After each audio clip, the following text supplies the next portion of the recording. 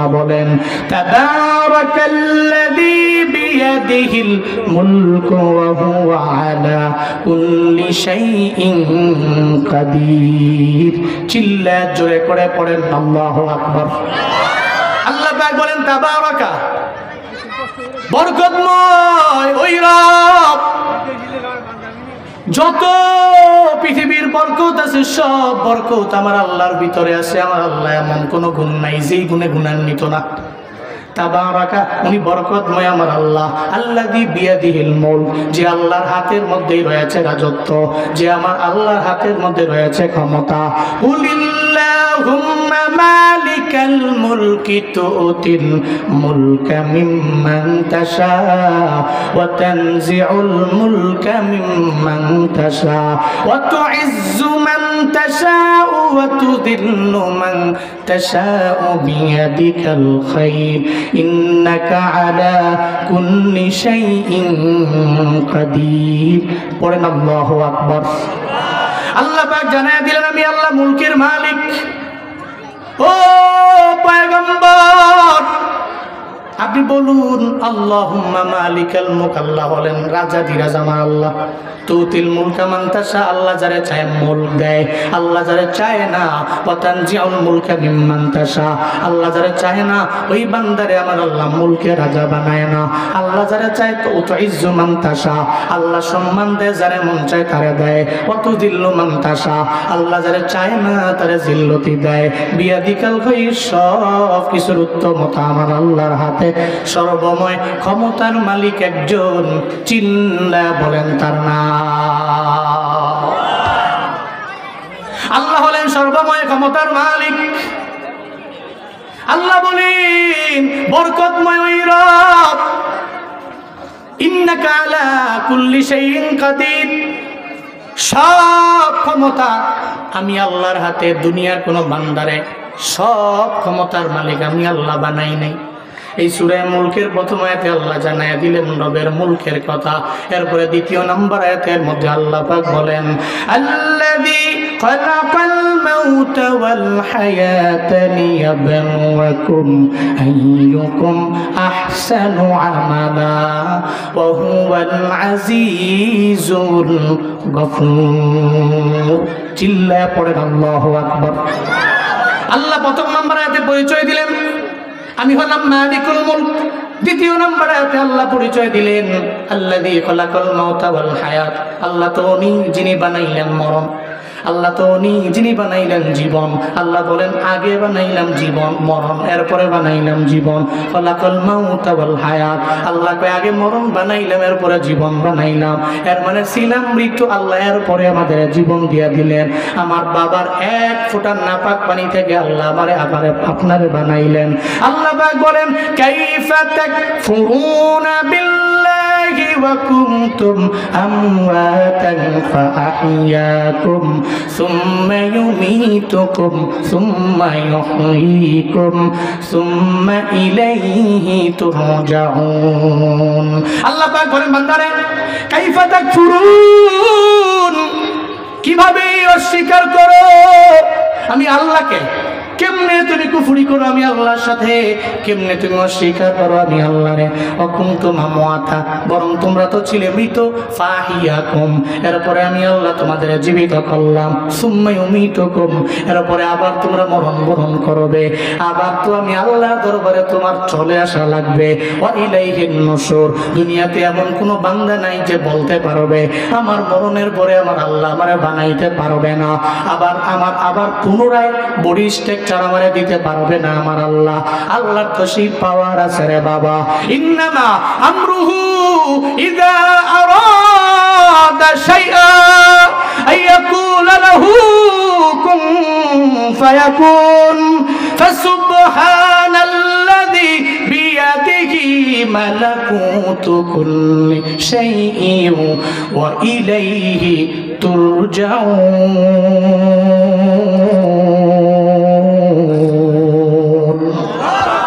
আল্লাহ পাক বলেন আমি আল্লাহ যখন চাই, আমরুহু ইযা আরাদা শাইআ, যখন আমি ইচ্ছা পোষণ করি কিছু করব তখন আমি আল্লাহর লেবার লাগে না। কোনো ডেলিভারের প্রয়োজন নাই, কোনো শ্রমিকের প্রয়োজন নাই। আমি আল্লাহ তখন বলি আমরা হাজার মারুফের শিখা দিয়ে কুন হ, এটা বলতে দেরি হইতে আর দেরি নাই, কারণ আমি আল্লাহ তো সে পাওয়ার আছে, আমি আল্লাহ সেই ক্ষমতা আছে। আল্লাহ কয় বান্দা রে, আমি আল্লাহ প্রথমে মরণ বানাইলাম, এরপরে আবার তোরে জীবন দিয়া দিলাম, এরপরে আবার আমার দরবারে আসা লাগবে। মিনহা খালাকনাকুম ওয়া ফিহা নুঈদুকুম ওয়া মিনহা নুখরিজুকুম তারাতান নুকরা। আল্লাহ পাক বলেন এই মাটি থেকে তোরে আমি বানাইছি, এই মাটির মধ্যে বান্দারে তোর আবার চলে যাওয়া লাগবে, ওই মাটি থেকে আবার আমি আল্লাহ তোরে উঠাবো। আল্লাহ সেই কথাই সূরাতুল মুলকের 2 নম্বর আয়াতে জানায়া দেয়, আল্লাযী খালাকাল মাউতা ওয়াল হায়াতা লিয়াবলুয়াকুম আইয়ুকুম আহসানু আমালা। আল্লাহ কয় আমি আল্লাহ মরণ বানাইলাম, জীবন বানাইলাম। কেন বানাইলাম? আল্লাহ কেন বানাইলেন আমাদের? কেন দিলেন মরণ? আল্লাহ তো মায়া করে জীবন দিয়েছেন। আল্লাহ তো পারতেন তোর হায়াত দিয়ে দিলাম 1000 বছর, 2000 বছর, 3000 বছর, অথবা তুই মরবি না। আল্লাহ কেন মরণ বানাইলেন? আল্লাহ তাও জানায় দিলেন, লিয়াবলুয়াকুম আইয়ুকুম আহসানু আমালা। আল্লাহ বলেন লিয়াবলুয়াকুম, যাতে করে তোমাদেরকে তিনি পরীক্ষা করতে পারেন। আইয়ুকুম আহসান, হু ইজ বেস্ট, কে অতি উত্তম। কোন দিক থেকে? আমালা, আমলের দিক থেকে কে অধিক উত্তম। এই জিন্দেগিতে হায়াত দিয়েছে তাকে 60 বছর, 65 বছর, 70 বছর, 80 বছর। এই হায়াতের বেলা পেয়ে এই 70 বছরের জিন্দেগিতে কি আমল সে করেছে? আইয়ুকুম আহসান, কে অতি উত্তম। আমালান, আমলের দিক থেকে কে দামি, এটা পরীক্ষা করার জন্য, চেক করার জন্য আমি আল্লাহ খালাকাল মাউতা ওয়াল হায়াত, আমি আল্লাহ মরণ বানিয়েছি এবং জীবন বানিয়েছি। পড়েন আল্লাহু আকবার। তাহলে এর মানে বোঝা গেল আমরা ছিলাম মৃত, হয়ে গেছি জীবিত, আবার কি মরণ বরণ করা লাগবে কি লাগবে না? এখানে এমন কেউ আছেন হাত উঠে বলতে পারবেন আমি মরবো না, পুরা কিয়ামত পর্যন্ত ইহজিন্দেগিতে আমি থাকবো? আছেন কেউ? পৃথিবীতে কোনো বান্দা থাকতে পারে নাই, সব মারা যাবে, সব মারা যাবে। কেউ থাকতে পারে নাই। আদম নবী চলে গেলেন, যিনি আমাদের ছিলেন আদি পিতা, উনিও চলে গেলেন। ইদ্রিস পয়গম্বর চলে গেলেন, মুসা নবী চলে গেলেন। শুধু তাই না রে বাবা, যেই নবীরে না বানাইলে আল্লাহ দুনিয়ার কিছু বানাইতেন না। ওই মায়া নবীও বিদায় নিয়ে চলে গেছে, ইন্তেকাল করছে। আমার মায়ার নবীও ইন্তেকাল করে চলে গেছে, নবীও চলে গেছে। ইন্তেকালের আগে আমার মায়ার নবী ডাকলেন, এই আয়েশা, আমার হাতের মধ্যে একটা মিসওয়াক দাও। নবীজি মিসওয়াক দিয়ে মিসওয়াক করলেন। এরপরে ডাকলেন, এই আবু বকর, আমার দরবারে আসুন। আবু বকর আমার মায়ার নবীর দরবারে যখন যায়, আবু বকর যাওয়ার পরে তাকায় দেখে আবার মায়ার নবীর কপাল মোবারক একটু ঘরমাক্ত অবস্থা। কপালের মধ্যে সুন্দর করে একটা চুমু দিয়ে আমার নবীরে বলে, নবী কেন ডাকলেন? কেন আপনি সাহিত্য অবস্থায় কেন বসতেও পারেন না? মায়ার নবী কয়, এই আবু বকর, মনে হয় দুনিয়া থেকে আমার বিদায় নিয়ে চলে যাওয়া লাগবে, ইন্তেকাল করব আমি, মরণ বরণ মনে হয় আমারও করা লাগবে। আল্লাহ পাক তো আগেই জানিয়ে দিয়েছেন, ইন্নাকা মাইয়িতুন ওয়া ইন্নাহুম মাইয়িতুন, আপনিও মরণ বরণ করবেন, তারাও মরণ বরণ করবে। দুনিয়াতে এমন কোনো বান্দা নাই যে বান্দা মরণ বরণ করবে না, মৃত্যু বরণ করবে না। আমি আল্লাহ যারে জীবন দিয়ে দিলাম, নির্দিষ্ট একটা সময়ের পরে মালাকুল মউত তার দরবারে আমি পাঠাবই। আমার মায়ার নবী কয়, ও আবু বকর, আজান তো শেষ হোক, সবাই জবাব দেন মনে মনে।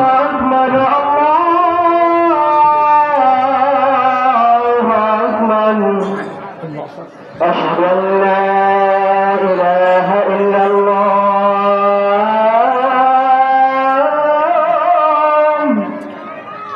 أشهد أن لا إله إلا الله أشهد أن محمدا رسول الله أشهد أن محمدا رسول الله حي على الصلاة حي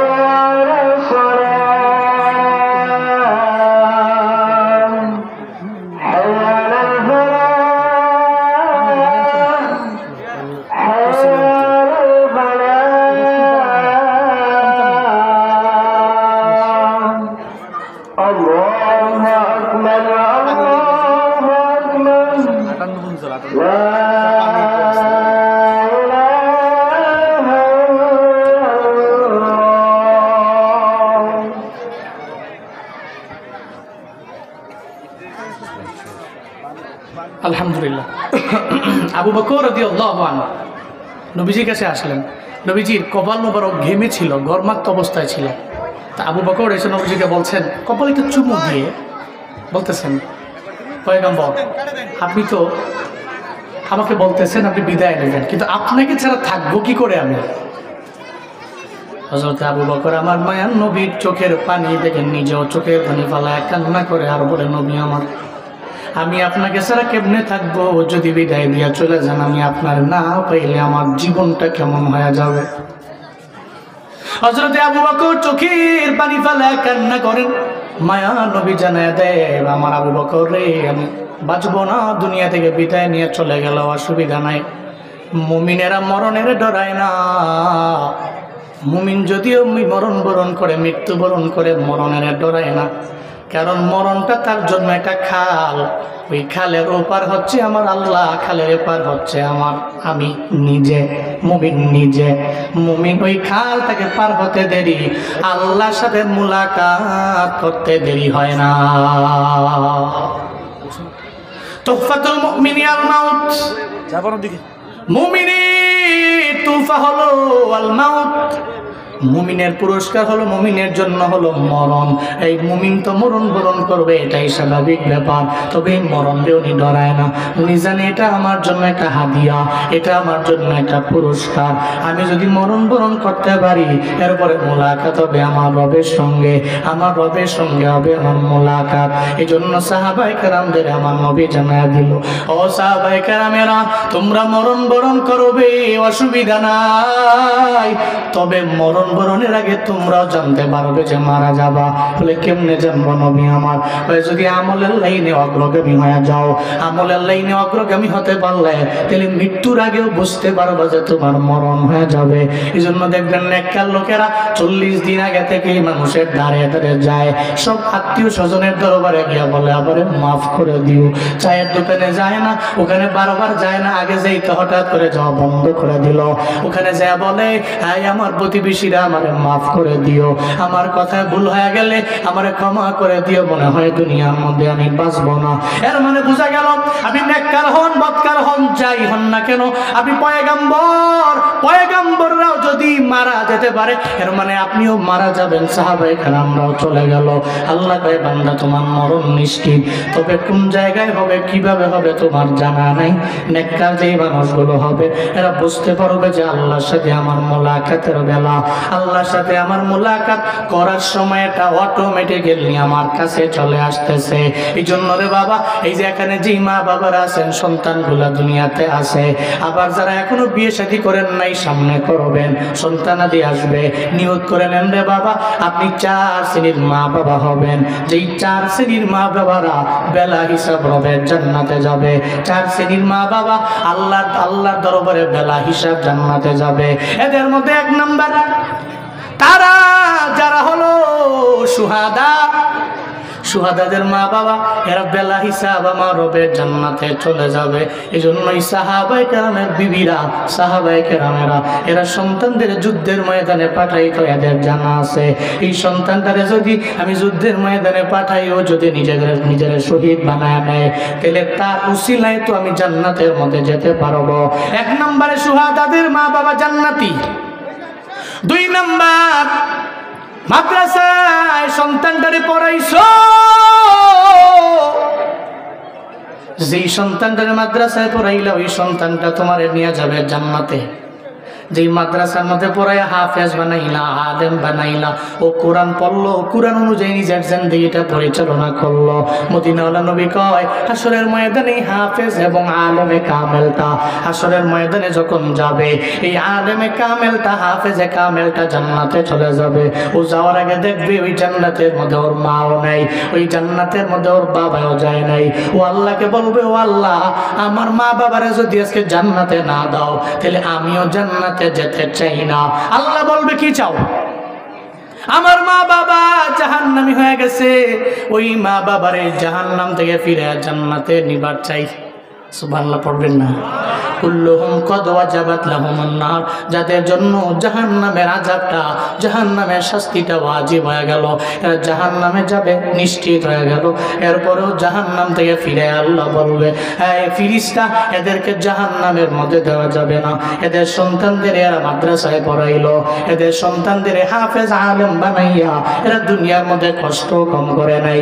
হাফেজ আলেম হয়েছে, দুনিয়াবি লাইনে অনেক ফায়দা এদের হয় নাই। এরা তো আখিরাতে চিন্তা করে, এদের মাদ্রাসায় পড়াইলো।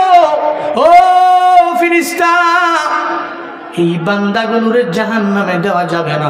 এদের সন্তানের দোয়ার বদৌলতে, রিকোয়েস্টের বদৌলতে এই মা বাবারা জাহান্নাম থেকে ফিরে জান্নাতের মধ্যে ঢুকিয়ে দাও।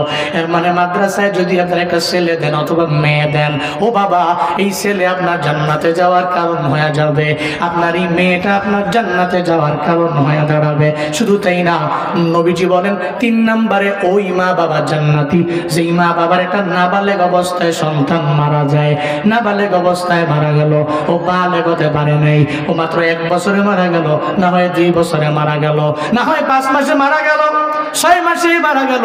এই নাবালেগ অবস্থায় যে যার সন্তান মারা যায়, আল্লাহ এই মা বাবাগুলোরে জান্নাতের মধ্যে দিয়ে দিবে। এই 4 নম্বরে যেই মা বাবার সন্তান একটা পাগল আছে, তবে ওই পাগলটা সে জন্ম থেকেই পাগল হয়ে গেল, ওই পাগল তো জান্নাতি, তার কোনো হিসাব নাই, তার হিসাবও লাগবে না। আসরের ময়দানে আল্লাহ পাগলে বলবে, এই পাগল, তুই দুনিয়াতে কিছুই বুঝলা না, তুই তো এমন পাগল ছিলি, এই পাগল, তুই তো অন্ধ ছিলি, অথবা পাগল ছিলি, অথবা কানে শুনতি না, তুই আসমান দেখো নাই, জমিন দেখো নাই, কোনো গুনাহ নাই। এই অন্ধ মানুষ যারা, এরাও তো জান্নাতি। এই সমস্ত মা বাবা যাদের সন্তান অন্ধ আছে অথবা পাগল আছে, এই সমস্ত সন্তানদেরকে এরা পাওয়ার পরেও সন্তানগুলোর এরা মেরে ফেলে নাই, এই সন্তানগুলোর এরা ঘৃণা করে নাই। এরা সারা জিন্দেগি লাগাইয়া এই সন্তানগুলোর লালন পালন করলো, এই সন্তানগুলোর একটু ইগনোর করে চলেন নাই, এই সন্তানগুলোর এরা ইগনোর করে নাই। সন্তানগুলো হাসরের ময়দানে আল্লাহ যখন বলবে, এই দুনিয়াতে তোরে আমি আল্লাহ পাগল বানাইলাম, আমি আল্লাহ সুস্থ মস্তিষ্কে তোরে বানাই নাই, ও বান্দা এবার তুই জান্নাতে চলো,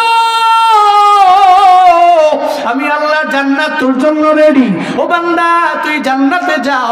পাগল যাওয়ার আগে বলবে, ও আল্লাহ, আমার মা বাবা তো আমার এত পরিমাণে কষ্ট করে লালন পালন করলো, 60 বছর 70 বছরের জিন্দেগি আমি পেলাম, আমার মা বাবা আমার নিয়ে বিরক্ত হয় নাই, একবেলা খাওয়াই নাই এমন না, আমার মা বাবা আমার সঙ্গে নিয়ে নিয়ে খাওয়াইলো, আমি ছিলাম দুনিয়াতে বড় পাগল। ও আল্লাহ, তুমি যদি আজকে আমার একা জান্নাতে দাও, আমি একা জান্নাতে যাইবার চাই না, আজকে আমি আমার মা বাবারা নিয়ে জান্নাতে যাইবার চাই।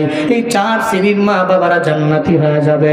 1 নম্বরে সুহাদাদের মা বাবা, এই 2 নম্বরে হাফেজে কোরআন, আলেমে কোরআনের মা বাবা, যারা ইলম অর্জন করার পরে তদ অনুযায়ী আমল করলো। 3 নম্বর, যাদের সন্তান নাবালেগ অবস্থায় মারা যায়, ওই মা বাবা, যাদের সন্তান দুনিয়াতে আসার পরে পাগল হয়ে যায়, অন্ধ হয়ে যায়, এই সমস্ত সন্তানের মা বাবা আল্লাহ বাগেদের বেলা হিসাব হবে জান্নাতে দিয়ে দিবে। এই বান্দারা, টাঙ্গাইলের মুসলমানেরা, আজকে থেকে নিয়ত করে নেন, একটা সন্তান হলেও আপনি মাদ্রাসায় পড়াবেন, আলেম বানাবেন। পারেন নাই, আপনার নাতি আছে, ছেলেরে বলেন, ছেলেরে তুই আমার নাতিরে মাদ্রাসার মধ্যে দাও, আপনি তাও পারেন নাই। আপনার মেয়ের ঘরের যে নাতি আছে, আপনি মেয়ের কাছে, মেয়ের জামাইয়ের কাছে